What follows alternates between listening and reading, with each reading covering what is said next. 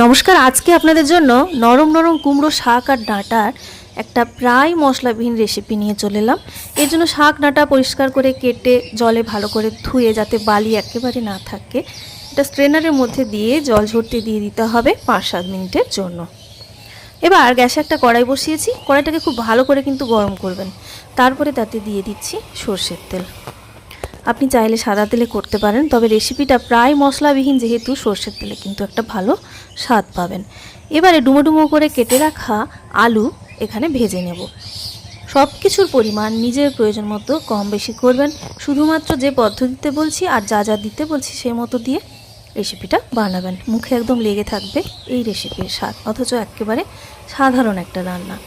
কোনো নুন দিইনি, আলুটাকে উল্টে পাল্টে হলুদও ব্যবহার করিনি, একদম লাল করে ভেজে তুলে নিলাম।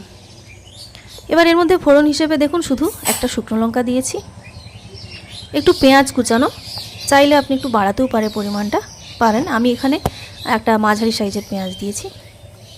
পেঁয়াজটা এরকম হালকা নরম হয়ে যাওয়া পর্যন্ত একটু নাড়াচাড়া করে নেবেন। তারপরে এর মধ্যে এবার দিচ্ছি দেখুন স্বাদ মতো কাঁচা লঙ্কা দিয়ে রসুনকে মিহি করে বাটবেন না, মানে থেঁতো করে নেবেন। রসুনটা দিয়ে বেশিক্ষণ কিন্তু ভাজবেন না, 1.5 থেকে 2 মিনিট একটু নাড়াচাড়া করবেন।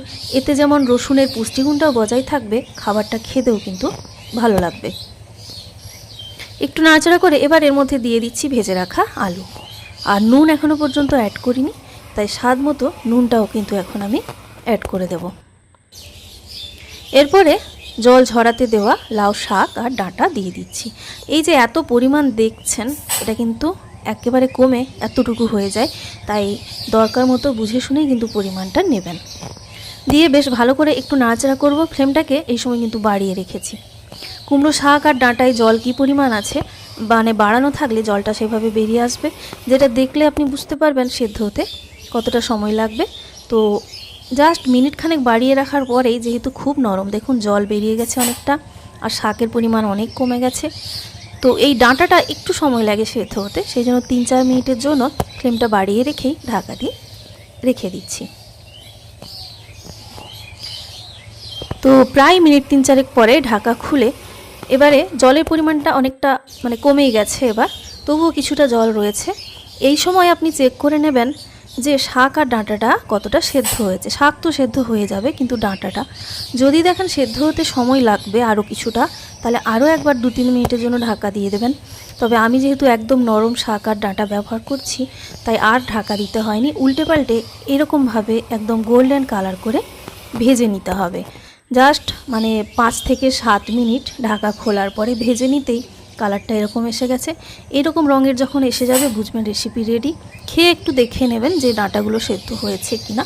দরকারে আবারও বলছি একটু ঢাকা দেবেন, শাক ডাঁটা ভালো করে সেদ্ধ যেন হয়, তারপরেই খাবেন।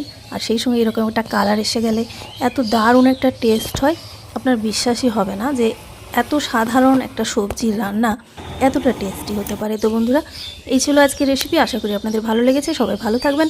নেক্সট ভিডিওতে দেখা হচ্ছে।